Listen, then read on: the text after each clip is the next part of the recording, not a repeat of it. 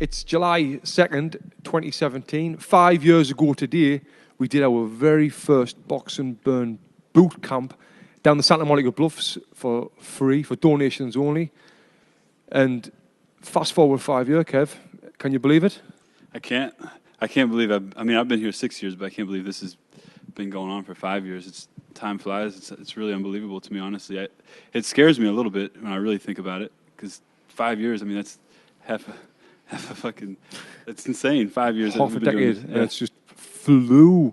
It's just flew. It's interesting because just yesterday I was talking to Rashad Holloway in this gym about when there was nothing in this gym, and we were talking to one of the front desk girls and explaining to her there was no rings in here for 3 months, and there was just a big long desk, and we were reminiscing about the days of sitting in here in November and December. It was freezing, just with a desk, that was it, and just a few dumbbells and some med balls waiting for some equipment to come in.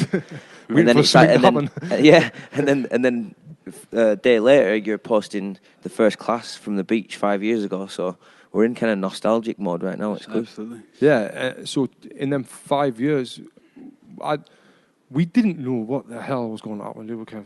We didn't.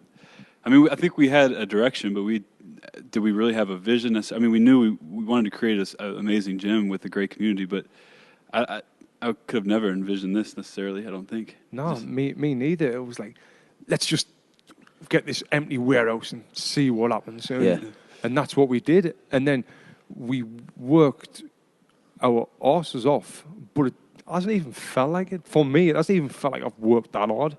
Nah. But you have. Obviously we have. because it's been that much fun. I was just going to say, the reason why you feel like that is because you love doing it. So it's, you love what you're doing. You never work a day in your life, right? Love doing it and love the people that we do it with. I think that's a big part of it. Oh, definitely. Like training professional boxer or training as an amateur boxer, it's hard. Yeah. You're working hard. Now I can remember how hard that work was. And this, it doesn't even feel like it's been all work, because then it was a bit of a chore having to do all that graft. But now this has just been so much fun and such an amazing journey with so many different stories and things that's happened. Yeah. It's been fantastic. And coming up, we're going to do a Stories of the Gym podcast, right? You're trying to do this, aren't you? Yeah. I keep pushing for it, but we still haven't done it yet. But let me know. I need to start writing stuff down. Yeah, it's going to be a fun one anyway when we get around to doing it. Yeah. So in them 5 years, well, I guess we done the boot camp down the beach for like 2 months. It was until November when we first opened, because Box and Burn was a Halloween store before we got it. The Halloween store moved out. We moved in. I remember. I don't know if you remember this. The first night we actually transferred from the Bluffs to the gym. Yeah, I remember. It was raining outside. Yeah, it was pissing down. I was like, whoa! It was right. The winter was coming. coming. It was getting dark early. We couldn't. We weren't able to do the. So it was like we got the place right at the perfect time. Yeah.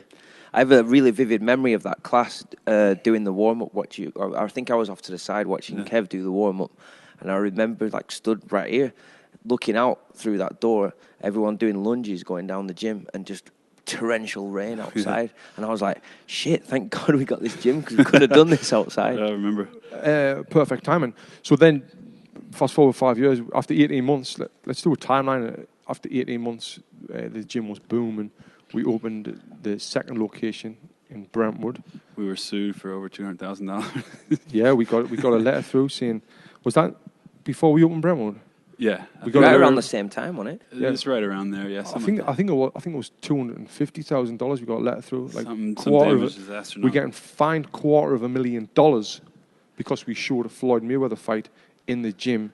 I wonder if he was responsible for the lawsuit. Floyd, no, his golden boy. He was probably like, "Oh, they streamed it. I want a piece of that." It was the Guerrero fight, wasn't it? Yeah. I remember I was doing mitts in this ring, and some guy in a suit walks up to me and goes, "Are you Kevan Watson?" I said, "Yeah." He hands me this thick piece of pamphlet of papers. I look at it. It's a fucking litigation, and I'm like, "What the fuck?" And I see it. I read what the damages are for. I pretty much wanted to cry. Honestly, I was scared to death. Yeah. $250,000. So what happened was we were going to put the Mayweather fight on in the gym, or we did, and I tweeted out that we're showing the fight in the gym. Put on Facebook, we're showing the fight in the gym. Then when it was coming to book the fight, it was like, I think I called them and they said, "Oh, it's too late to put it in a commercial building right now. You can't have it." So I was like, "Shit! All these people is coming to the gym to watch the fight."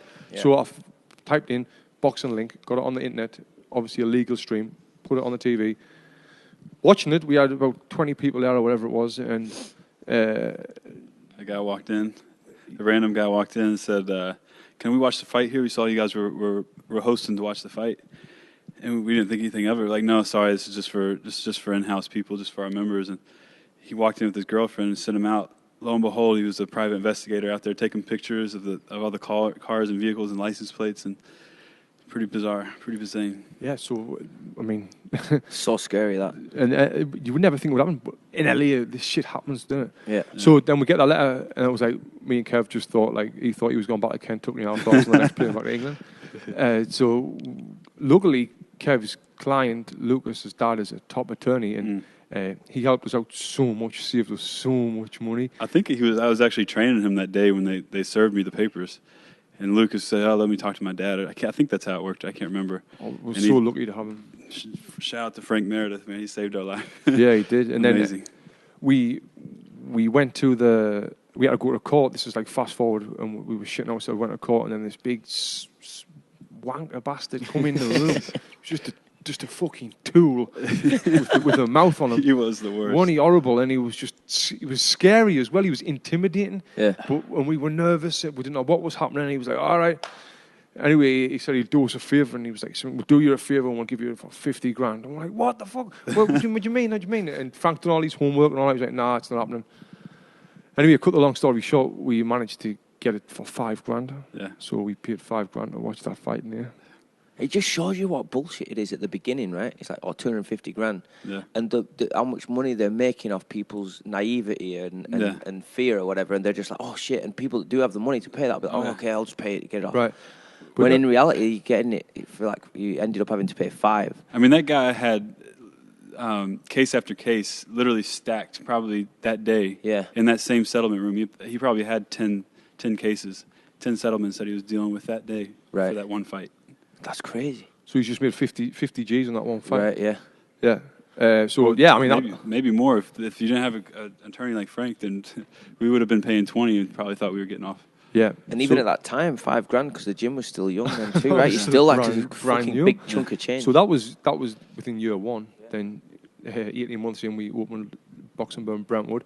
There's so much that's happened in between then. Like, the thing pops to mind, that Levi's commercial that I did, and then everyone else was on, and then all sorts of other crazy shit's happening, and it's been a really good journey. Then in 2015 we started the Boxing Burn Academy, which we talk about all the time on this show. And was it 2015? Yeah, I think it was. The end of 2015. So. And now we're just looking to open number 3 gym, and I don't know where the future's going to go, but we know that this is just the very start. Yeah. Absolutely. The very, very start. So that was 5 years ago today, on the 2nd of June. Boxing fight last night, the 1st of June, Manny Pacquiao versus Horny. Is it John Horn? Jeff Horn. What a fight that was. It was. In Australia, in Brisbane, stadium with 55,000 people, sold out. Outdoors as well. It looked like a fantastic event. Yeah, it looked amazing. Really well put on event. Just before we touch on the Pacquiao and Horny fight, it was good to see a couple of lads that we know who come into the gym. Shane Mosley Jr., who actually works in the gym teaching our Boxing Burn classes, fought on the undercard, lost the decision. And then Mick Conlon, who trains with Stephen at the Brentwood gym. Mm-hmm. Huge prospect, Irish prospect, Olympian.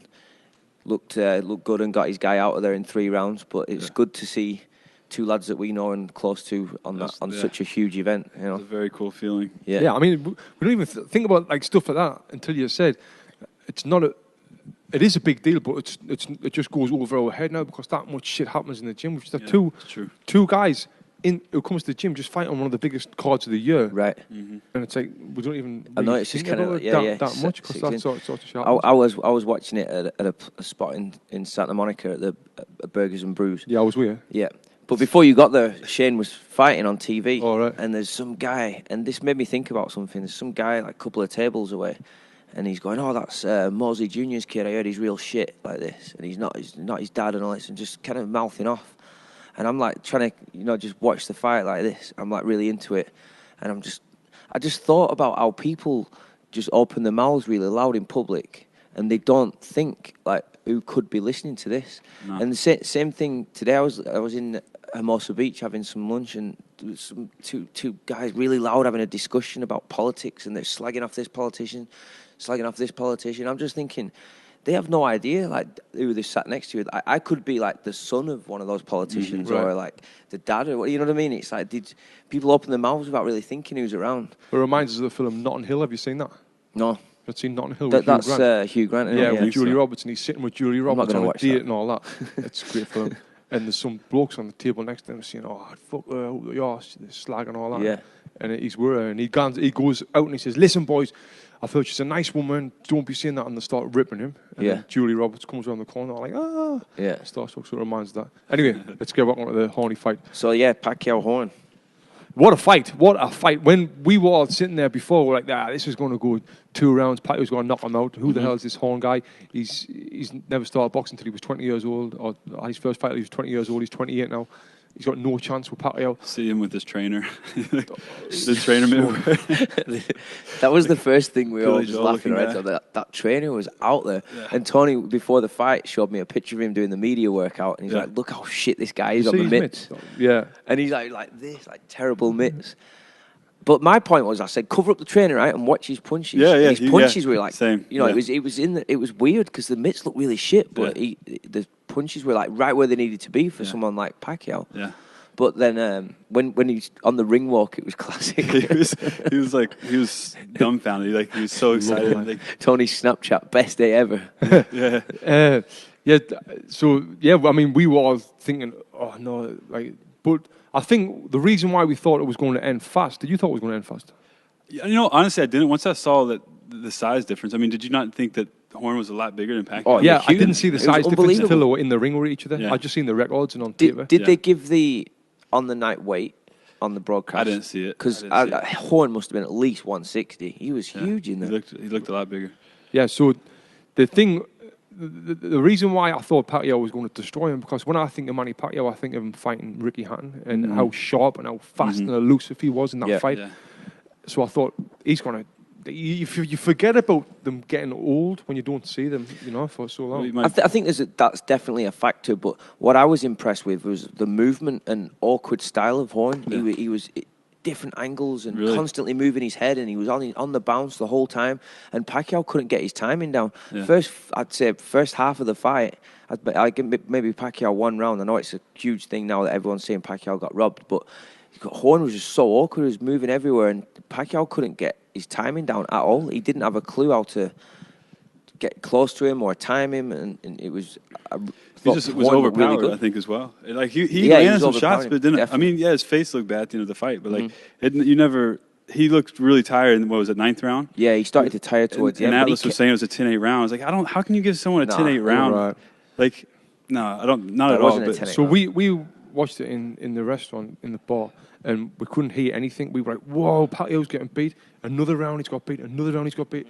We're like, wow. And then Terry Atlas's scorecards come at the bottom. I was like, what? He had him like What? 5, 6 I was rounds watching up. this fight, and everyone was like, what? That's crazy. And then he won another round. Pacquiao won a couple of rounds. It's like, he's definitely won the fight. And then he won the fight. And I put on Twitter, then everyone was like, why are you fucking stupid? Yeah, Have you been it's- drinking, Tony? I got loads of shit. Like, It's like, huge. people Everyone's saying- saying he's got... it's huge. There's like hardly anybody saying that Horn won the fight. I was just like... I'm confused because I think I had Pacquiao winning the second round and then maybe 3 towards the end. There was like that one big round where he really hurt him. 9. right. And he started landing some big shots towards the end. Yeah. But overall, I think he got outfought. Yeah, and then for him to come back in the 12th round, which even Atlas said Horn won the 12th round after having that 9th Yeah. round. You didn't think there was any chance, but because after the 9th round, I was like, all right, yeah, we're going to see. I mean, if Pacquiao takes these last 3 rounds, I think he's got it. But Bradley said it. You all couldn't hear, but Bradley said, I think, as Atlas was talking, Bradley's like, I think this fight's a lot closer than you think. Yeah. And Atlas got so worked up, but Yeah. I was like, I agree with Bradley. I mean, the first half of the fight, like you said, Pacquiao maybe got 1 or 2 rounds, but then you give You give even 2 or 3 rounds to Horn at the second half of the fight, he still wins that fight.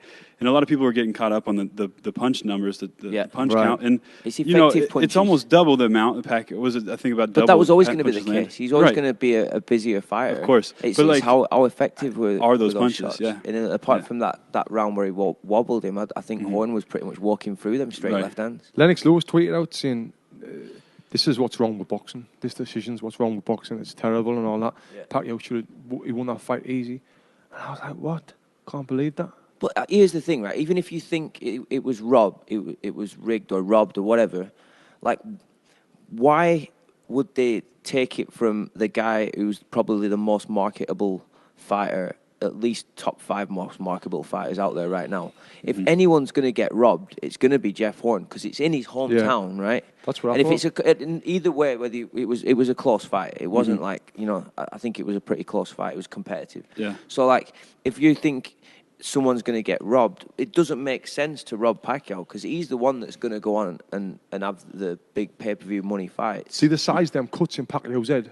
Yeah. Blood was everywhere. Yeah. One was of a head clash and one was of a punch. Yeah. Massive Was it a punch or elbow or a forearm maybe? Oh, was it the second one? I'm not sure. I thought it was a punch, but 2 big, massive cuts in his head. I was impressed by how aggressive Horn was. He roughed him up. He just didn't give a shit. I'm a little surprised at the same time that it was a unanimous decision. I'm surprised that one person didn't see it Pacquiao's way, because it was a super close fight. Yeah, it was a close fight. I really don't think it was a blowout either way, but that surprises me a little bit. And that's what pisses me off with these close fights, when everyone comes back on social media saying, "Oh, he was robbed. This is a disgrace for boxing. What the fuck are these judges watching and all this?" I'm like, it was a close fight. Very rarely do you get a complete shutout and then the decision goes the other way. Yeah. Every time everybody complains about robbery and all that shit, it's usually a competitive fight. That's what ruins boxing. Everyone who's complaining about it. Because if you don't know and you go like, "Oh, there's been another bad decision," that's what kills it. Just in general, the whole.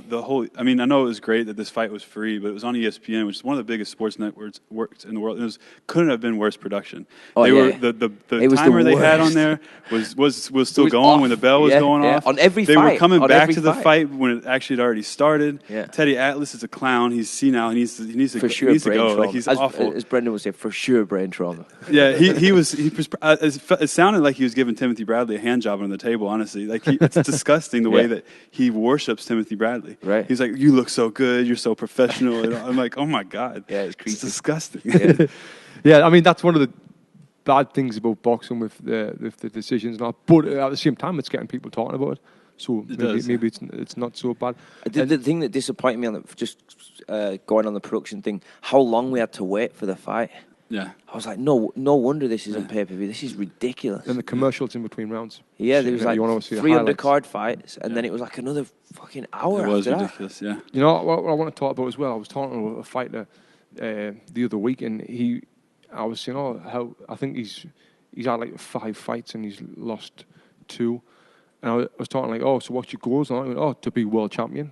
And I was like, all right. I went, do you think that's possible? He went, oh yeah, 100%. It's definitely possible. And I was thinking, it's not possible. Like it's not.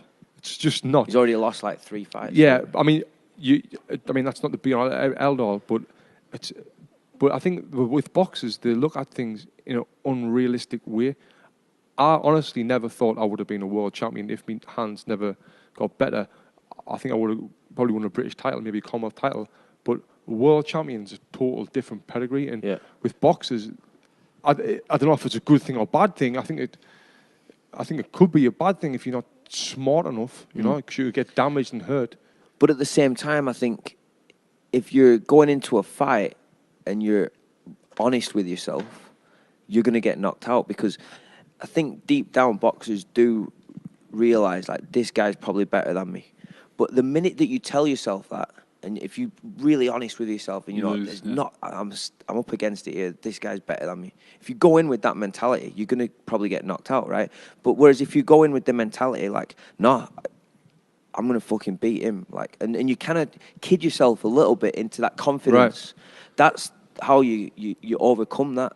Yeah. If that makes sense. It's kind of, it does, you kind of got to lie to yourself a little bit whilst being honest at the same time. It's hard. You just don't see it though. There's not much parity in boxing. Like, when do you see upsets now? You don't. Like, what's the last upset you can remember? Well, last I mean, last night. But aside from that, it wasn't that much of an upset. Like, once you saw the size difference, Right. and was it really that big of an No, I upset don't think it considering was. Pacquiao's age? And Hoyne was way better than I Most people certainly thought. anticipated. Yeah. For sure. So, I don't know if, well, me personally, I couldn't lie to myself. I would think, I've thought before, this guy on boxing's better than us. Yeah. But if I can do this and do this, Yeah. and then I'll be able to beat him. But I've Right. never been the one who could really see, who could lie and say, I'm going to be the world champion. But that's smart, though, because you're thinking about strategy to beat him. Mm-hmm. You realise someone's better than you, but I know there's a strategy to beat him. Right. But That's smart thinking. But even with them, I mean, I've been in fights before where it's like, I think, fuck, how can I, like, I'm not going to lie, the Olympic semi-finals against Kenny Higgin, he beat us once, he'd stopped us with a cut on my eye, southpaw, real good. I was like, fuck, how can I beat him? I didn't really know if I could beat him. I thought, and for a boxer to see that, it's very uncommon. It's rare, yeah. It's rare, Totally. but like, I've been realistic. If I said to myself, I can beat him, does that mean I can beat him? Does it? I mean, it gives you an edge for yourself. But I think, you think of in other sports too. I know you guys don't watch college basketball, but just think about a playoff environment where there's seeds and you end up playing. You're playing the number 1 seed, but you're an 8 seed. This team's clearly going to be better than you. They had a better record. They beat better teams. They're better. But like, all you have to do is be better that night. Right on the day, right? There's no. If you can tell yourself that and buy into that, you don't necessarily have to believe that. Oh, we're better if we played them or fought them 9 times out of 10. But if it's just one night. It's just one fight. Yeah. And the better opposition if they have an off night and you're on your game. Exactly. That can always swing. You get a lot of journeymen as well who think like they're going to do well in boxing, but they never do. They'll get beat and they'll come back and they'll get beat and they'll get beat. And you've heard everyone's heard this saying like, never give up, keep going. I think some people should give up. Yeah. Should find a different career, especially in When the career the like fight boxing. game. Never give The up. fight game, yeah.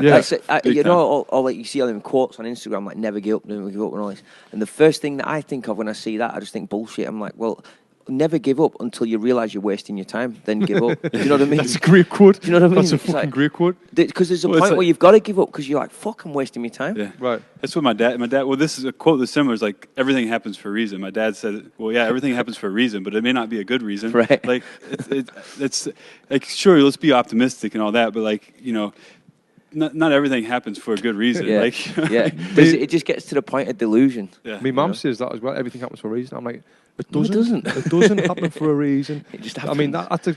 that's a great way to make you feel better if something Yeah. bad Sure. happens. Yeah. Yeah. But Or if you believe there's a creator and that he's scripted all of this, like, yeah, if you want to get really philosophical about Yeah, it, like, yeah. I don't know. I mean, Nah. it's not for me. I was listening to a podcast the other week with Prince Harry. You know Prince Harry, Kev? I know he is. You sent me this podcast, and still haven't listened to it. Yet. It's the first time he's spoke openly about his mother, Princess Diane. I think you were telling me about it. And Yeah. she was like at the time she was the most famous person, most photographed person in the world. Yeah. And she died when he was, I think, around 7 or 8 years old, and he suffered badly with depression, or he was keeping everything held in. Not so much depression; he was just held everything in. Yeah. Which, in the long term, it got to him, and it started depressing him and all that. Right. Because he said as well on the podcast that it's hard to imagine, like his mum was the most famous person ever, and everyone spoke to him about the death of his mum, so he couldn't go anywhere without it. So he blanked it out of his mind. Yeah. And as soon as he started talking about it, it kind of made him feel better. Yeah. But when he was in that bad state of depression, the one thing that helped him a lot, do you know what it was? What? Boxing. Really? Boxing training. Yeah. I didn't know that And he he boxed. gave so much credit to boxing fitness training. That's And it was interesting. just really, obviously not spawn, but it was just really interesting and great, especially being in this business, to know that someone like him is giving credit to boxing. Well, we've heard similar stories. I mean, obviously, no one's dealt with a tragedy like that comparatively, yeah. but like we've had people that come in here that have told us before, like this is a game changer. It's a life changer for them. They were depressed, they were overweight, they were just not happy in a bad relationship, but like this just gave them that ability to kind of move forward and to kind of get out of that rut in a sense. I think it's definitely. it's a positive thing about boxing. Yeah, definitely. Because when you're boxing, I mean, I'm I've been doing for that long now. I'm kind of past that now. I'm sure you two might be as well.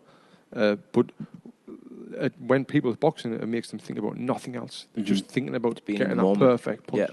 Living for that one moment. So that's why it's so good. And if you've listened to this and you've never boxed before, you should give it a try. It's like you get into that flow state, isn't that what they call it? Like you mentioned about skiing before. You get into that flow. You're not thinking about anything else other than not falling over and fucking dying. You know? Right. Totally. So I think that is an escape, and it's a powerful thing.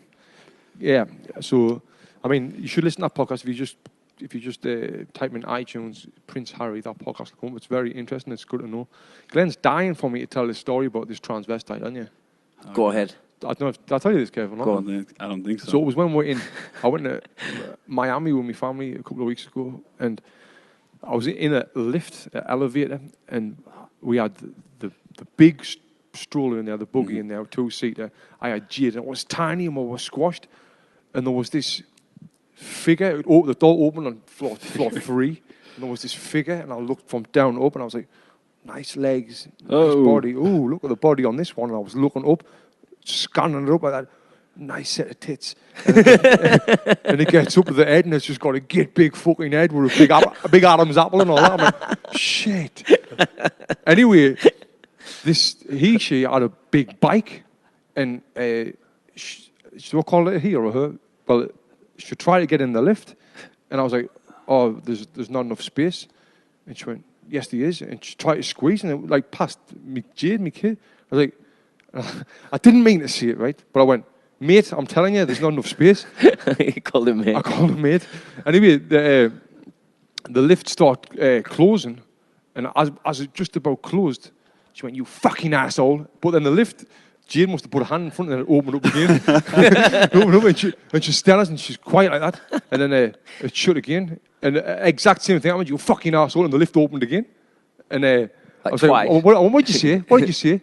She went, you fucking asshole. And then it closed, and then we went downstairs. Anyway, the trying to come downstairs. And, were you scared? Eh? Were you scared? No, I mean, from neck down, we're talking a high 9. But from fucking neck up, it's like a 2. You know?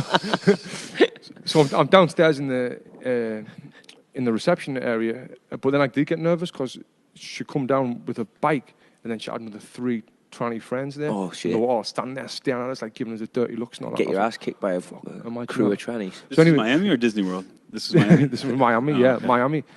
So that was me crazy story. That's freaky. That I don't like. If someone got aggressive with me like that, though, I'd be with the kids there as well. I'd be hard pressed to keep you cool in that. Yeah. If someone's called me as a fucking asshole to my face. I mean, when you haven't even done anything. Don't get me wrong. He or a she, whatever the fuck it is, if it come near us, I would have jabbed her straight in the fucking face. Put her straight to sleep, straight left hand. So, but I never done that. So that was the story about that. Nice one. What's next? What do you mean? What do you all? Okay, so but before the Pacquiao fight, they were doing this thing leading up to it, and they were comparing Pacquiao globally has the impact of someone similar to like a Muhammad Ali. What do you guys think of that?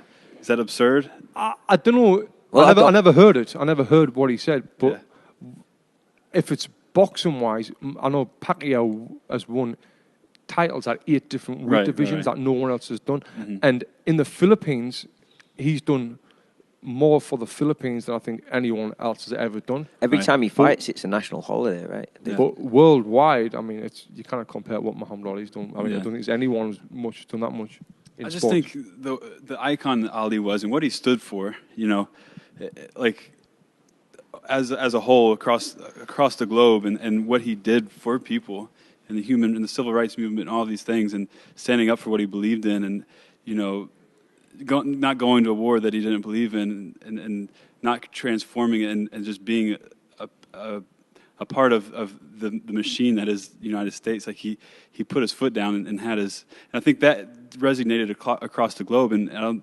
I think that it was unfair to compare them, because I don't think Pacquiao's done anything on that scale across the world. I mean, sure, he's done some things, but he's also said some things recently. I mean, to make him lose sponsorships and all that.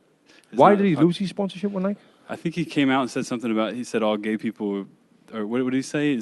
Yeah, he slagged off like gay people and said they're not like something you should not say, especially human when or you got something. sponsorship like Nike. Yeah. He lost Nike. Who's he sponsored by now? I saw the brand that he had on last night. I had no idea what it I'm was. not sure. It's like some I see. cheap shit. I heard he cheated on his missus a few, it might be a few years ago now. Yeah. I'd see about that. Yeah. But then he found God and everything was all right. Yeah, it makes him a better person, I guess. How mad's that? But no, I think what Muhammad Ali done was fantastic, and it's going to be so hard for anyone to ever be able to do what he did. You know? Yeah, I don't know. It rubbed me the wrong way, so I figured I'd ask you guys what you thought about it. So just to close out on the Pacquiao thing, what do you think's next for him now? Do you think he'll take the rematch? There was people saying Or will if he he won, is he try going to and call get out him Mayweather again? But obviously not. I think he'll rematch him. I think he'll get a rematch. Horn will take the payday. Horn's laughing now because it's going to take a lot of money to get him out of Australia, and he's got a belt. Yeah. You know, and plenty of people will be queuing up to fight him. Pacquiao will go there and fight him again, I bet. Yeah, I think I'd he'll like to see a definitely rematch. I thought it was one of the most entertaining fights I've seen for a long time. I seen Chris Van Eden call him out last night. Pacquiao? No. Oh, Horn. Really? Yeah. That's not happening, though, is it? Horn's like a household name now in Australia. Yeah, it seems. I think a Pacquiao fight will be huge again, even bigger next time if he fights him again. Yeah. I think so. But I would, honestly, after seeing that fight last night, I would like to see Pacquiao retire. Because, like, everyone says that Pacquiao won the fight, but I really didn't. And I was sad in there because I wanted him to win because I like Pacquiao. But I'd hate to see old fighters like say Roy Jones who done it, and then even Bernard Hopkins, when they go that one step too far and they get badly hurt. So that's why I would like to see him hang them up. If anyone still thinks that Pacquiao won that fight like by loads and it was complete robbery, I'd challenge someone to watch it with the sound off. Yeah. And then see if you still think the same. Because I I think a lot of really it's think great. that Teddy Atlas and ESPN's coverage was a huge reason why everybody thinks that he won.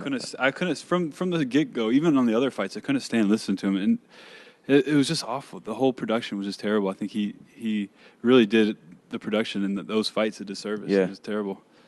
Do you know who broadcast it in England or in Europe? It Box was Box Nation. Box Nation broadcast it. And you know Steve Bunce, the commentator for there, who's been around boxing forever, he had Horn winning by 3 rounds. There you go. Yeah. So one thing I've got there to talk about as well is about amateur boxing clubs. I get asked often from England if I train fighters, and I'm like, no, I don't. Because, and I say, and I feel bad for saying it, but like, there's no money in it. Yeah, there's not, and the reason I feel bad saying it is because if it wasn't for people who train people for no money, I wouldn't be where I am today.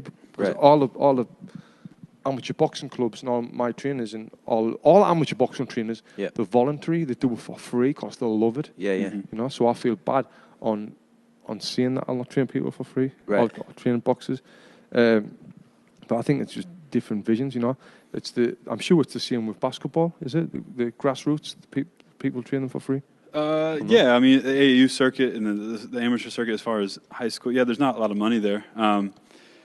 But if you happen to at some point work with a prodigy and that person loves, it can certainly open a lot of doors for you as far as getting into the college game. There's a lot of money there, and college basketball is amateur sports.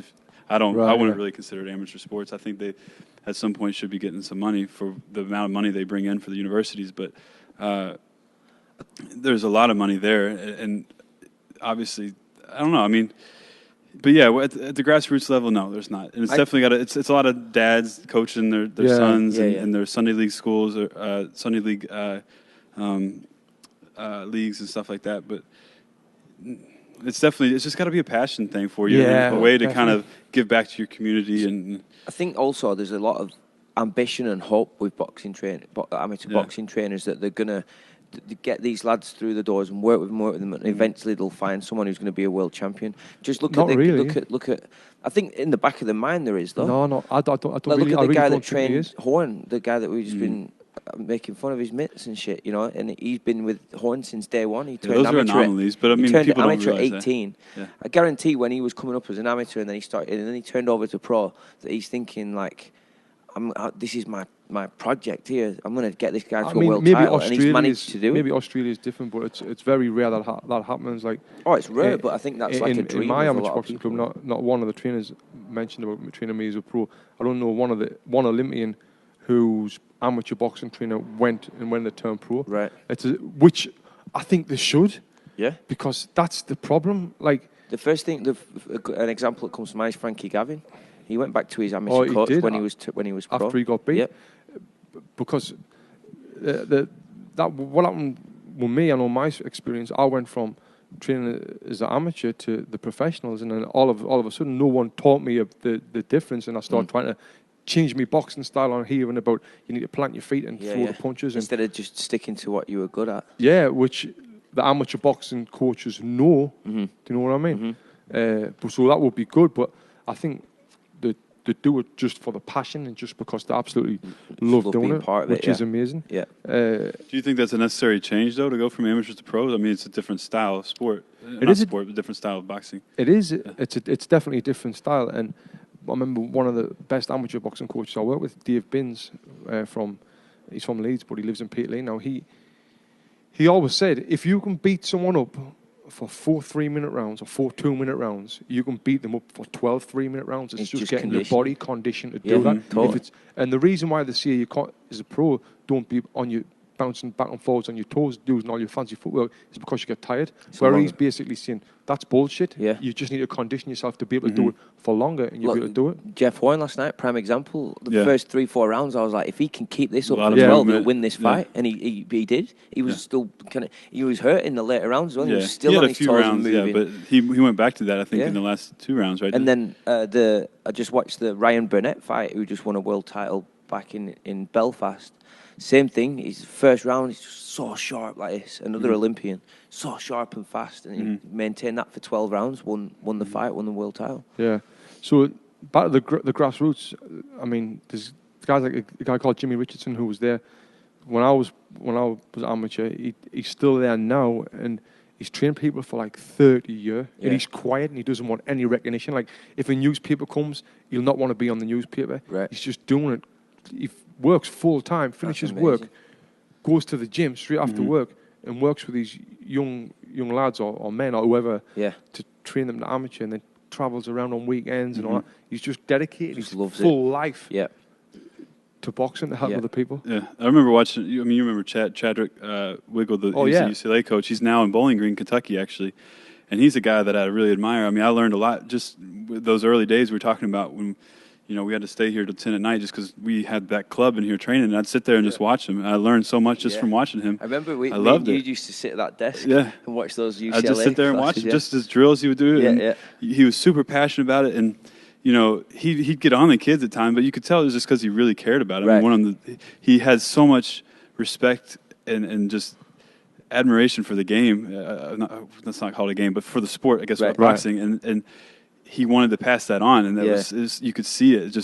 It came out, it oozed out of him, and I loved it. I was super excited to watch him on the Monday, Wednesday, Friday, 8 to 10. I would always sit there and just watch him. Absorb and That's learn. awesome. They did it for free, volunteer, the quality, and then I mean, the bad thing is being like the boys where we're from. Like I was away in I think it was the ABA finals or semi-finals, and I won the tournament, and then Jimmy was sharing a room with Jimmy, and he went out and got drunk. Like one of the happiest days of his career. Imagine that. Yeah. I was the first guy ever to win the senior national championships for our boxing club, and he went out, got drunk and all that, and he come back in that night, and we just poured shit on him and put stuff up his nose and took his belt off him and did all that.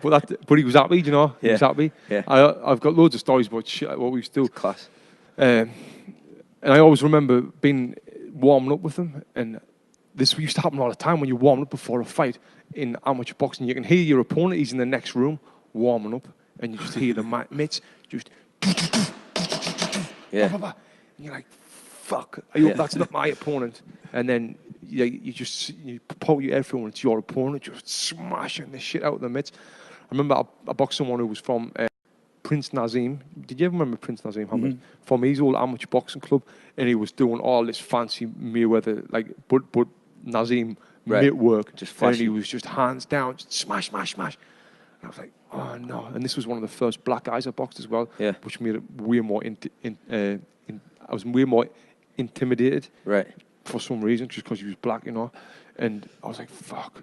So anyway, I boxed him and I ended up stopping him in like 2 rounds. But isn't this the guy that you said was like just shredded as well, just like muscle everywhere, and then huge 6-pack and all that shit, and then you ended up stopping him with a body shot? He was another one. Like That's one other thing that you realise in boxing. Like, you can't judge a book by its cover. Yeah, muscles don't win fights. Not at all. Look at Tony Bellew. Right. You know. Yeah. Do you remember? I think I may have mentioned this on a previous podcast, but there was someone posted on Instagram recently. It showed Tyson Fury versus Klitschko. Oh yeah. Yeah. Mm-hmm. Tyson Fury, fat belly, overweight. Mm-hmm.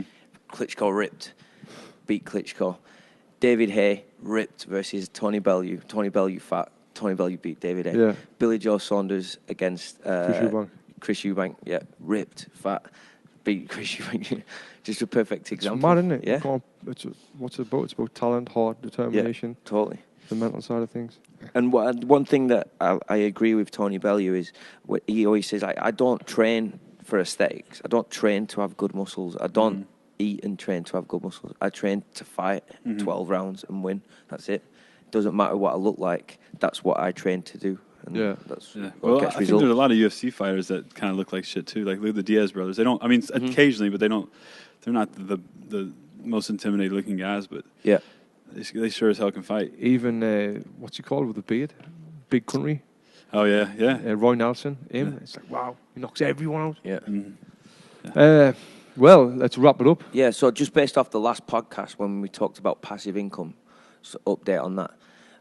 Hopefully everybody's been on Alibaba now and bought the golf iPhone cases that you told them to do, took your advice, and I'm sure like now since you've listened to that podcast, everyone's making millions off passive income, right? Well, Leo, I've got iPhone cases with golf clubs on the back.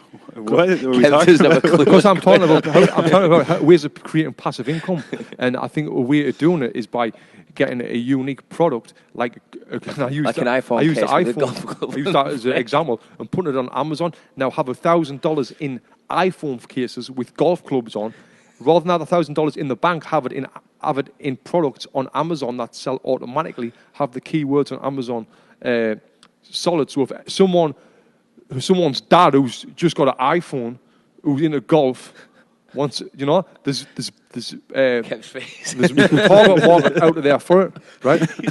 What the fuck are you talking Kev, about? does that make sense or not? Are you saying like you bought the cases right? at like a wholesale and now Yes. you're okay? All right, Yeah. yeah. You're selling them. Now you've got 1,000. Now you've got 1,000.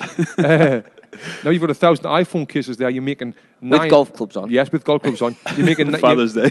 You're making $9 a pop. Now you've just made $9,000. Tell you what, by sleeping. How about that? And now I've got another way as well. What I was thinking about this morning, which I'm going to do. I've just bought some of these. I got the idea from Ben Greenfield. Some lights that's like daylight. So everyone knows that you get vitamin D from the daylight, right? Yeah. The lights in my house has been pretty shit, so I found these lights on Amazon. That's like daylight, right? Like boost vitamin D production. Yeah, they're organic. You put them in your house. I guess. So, are they grass-fed? Grass-fed. Organic grass-fed lights. Wild caught. So here's the idea. You know how you can get affiliates with Amazon. So you can if you can send someone through this link, you get a percentage of the sale. Yeah. Now, if I write a blog on how I've spent $16 on these light bulbs, right, that's giving me more energy in the morning, making us wake up better, who's not going to buy them? And then I see, listen, these light bulbs are quality. Right. Buy them from Amazon. Here's me blog, read me blog with great keywords. Someone clicks on, this is better than the golf club cases, by the way. Yeah, this sounds better straight And then someone will be like, $16, Tony said it's changed his life. Tony's a nice guy. I trust Tony. Boom. Boom. $16. You know what I mean? If they trust you. Which nearly everyone does, apart from you. You know what I mean? And then, like another thing, I've just bought some thread, like they're like 1,500 thread count bed sheets. These are the best bed sheets in the world. I'll send you both the link. It'll not be affiliate. Do you know what? You've got too much money and too much time on your hands. Too much Amazon. Or is it just down to that Amazon addiction where you want a package on your front door that we've talked about? Yeah, I want to do it all the time. But listen, though, this makes sense. We're talking about passive income here. No, yeah. If I write a blog about these bed sheets, who doesn't want to sleep better at night? Who doesn't want to have more comfortable? Who doesn't want to have better sex? Who doesn't want to have loads of little baby girls? It comes down to how well you market it, right? Yeah, but which it's easy. Yeah. Listen, these bed sheets are $35. If you went to fucking Target and bought them, they're $60. He's the link to Amazon here. Yeah. Buy them. Who's not going to buy them? No, I mean the money that I'm making's buttons. It's not going to be much. It might But if be you a do it couple with of 20 items, it might do something. do it with 20 items, and you're Yeah. getting 100 people each item, and then that builds. Now that's kind of passive income. It's not passive income because you've got to do the work. You've got to buy the product and test it. But if you can build the trust up in people, this is all that Tim Ferriss does. Yeah. Ben Greenfield Yeah. and a ton of other people, Yeah. influencers, Affiliate marketing, right? affiliate Yeah. marketing. You make so much Well, money. I think the biggest thing about passive income is investing, and that's exactly what. If you relate what you're talking about into you're investing some time, but you're also investing in a product that you believe in. Now you've invested in that product. Now let me go tell all my followers about it because they trust me and believe in my opinion. I think it's all about investment. And really, with the light bulbs, they're all legit, and with the bed sheets, they're all legit. So I'm not being a creepy salesman. This is going to help bring quality to your life. Yeah. By spending a little bit of money. Yeah, yeah. As long as what you're getting involved with is credible and valid, and it's legitimate, you know, then definitely. But it was just funny last week or on the last podcast when you go, he is out to create a passive income. Go on Alibaba.com and buy some iPhone case with golf clubs on. It just sounds ridiculous. Well, there you are, guys. That's it. We left you with that. We left you with a way to earn money. Start writing blogs. Just start fucking pulling your socks up and using your brain. But on a serious point, if anyone is interested in getting involved with that stuff and they're taking your advice on this shit and going out and trying to set up affiliate stuff with Amazon or whatever it is they're doing, send us like results or stuff you're working on or case studies or any look you've had with it. I'd love to hear some feedback on people trying this stuff out. Yeah, definitely.